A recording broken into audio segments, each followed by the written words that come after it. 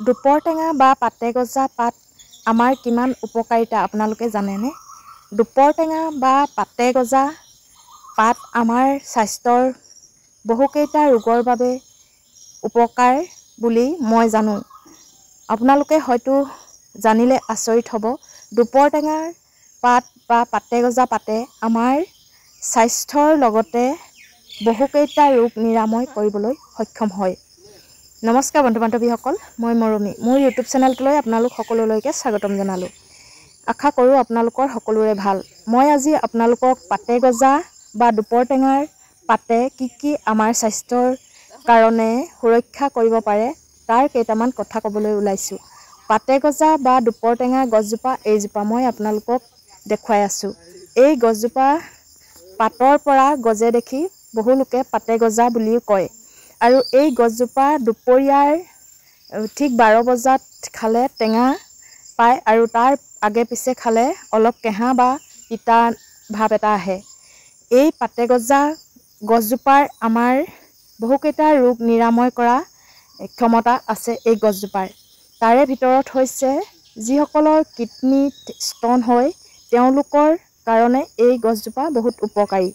আৰু যিসকলৰ পেচাব সমস্যা বা পেচাবৰ ইনফেকশ্যন হয় তেওঁলোকেও এই পাতে গজা পাত আচলতে কুমলীয়া পাতখিলা পুৱা নিতৌ এখিলা খালে আৰু এগিলাচ ঠাণ্ডা পানী খালে সেই সমস্যাৰ দূৰ হয়। আৰু যিসকলৰ কিডনী সমস্যা তেওঁলোকে যদি ডক্তৰৰ পৰামৰ্শ মতে ভাল হোৱা নাই বা ডক্তৰৰ চিকিৎসা কৰি ভাল হোৱা নাই তেন্তে এই পাতে গজা পাত আচলতে আগৰ কুমলীয়া আগটো বা পাত এখিলা নিতৌ ৰাতিপুৱা এখিলা খাই ঠাণ্ডা পানী এগিলাচৰ সৈতে খালে কমেও এসপ্তাহ খোৱাৰ পাছত নিশ্চয় গম পাব যে সেই ৰোগটোৰ পৰা কিছু সমাধান পাইছে। সেয়েহে মই কওঁ যে পাতে গজা পাত আমাৰ আচলতে দুপৰ টেঙা পাত আমাৰ বহু উপকাৰ কৰে। সেয়েহে এই গছজোপা আপোনালোকে যদি ক'ৰবাত পায় নিজৰ ঘৰত ৰুই লোৱাৰ চেষ্টা কৰিব। যদি জণ্ডিছ বা এনেকৈ কিডনী সমস্যা, লিভাৰ সমস্যা, লিভাৰত ষ্ট'ন এনেকুৱাবিলাক এই পাতে গজা বা দুপৰ টেঙা পাতে আচলতে হজম কৰি দিয়ে বুলি গম পোৱা যায়।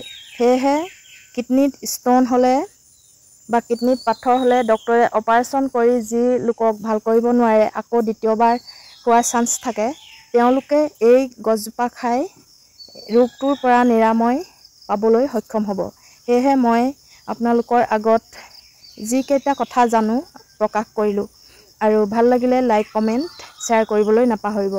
আৰু মোৰ ইউটিউবত যিসকলে চাই আছে তেওঁলোকে মোৰ চেনেলটো ছাবস্ক্ৰাইব কৰি কাষতে থকা বেল ক্লিক কৰি দিবলৈ নাপাহৰিব। আৰু যিসকলে ফেচবুকত চাইছে তেওঁলোকেও মোৰ পেজটো ফ'ল' কৰি দিব।